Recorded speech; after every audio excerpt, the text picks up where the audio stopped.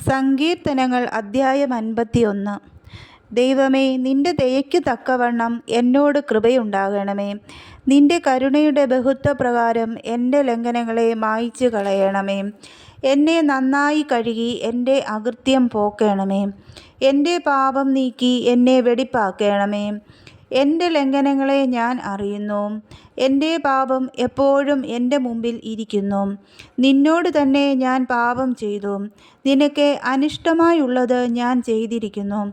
സംസാരിക്കുമ്പോൾ നീ നീതിമാനായും വിധിക്കുമ്പോൾ നിർമ്മലനായും ഇരിക്കേണ്ടതിന് തന്നെ. ഇതാ, ഞാൻ അകൃത്യത്തിൽ ഉരുവായി. പാപത്തിൽ എൻ്റെ അമ്മ എന്നെ ഗർഭം ധരിച്ചു. അന്തർഭാഗത്തിലെ സത്യമല്ലോ നീ ഇച്ഛിക്കുന്നത്. അന്തരംഗത്തിൽ എന്നെ ജ്ഞാനം ഗ്രഹിപ്പിക്കണമേ.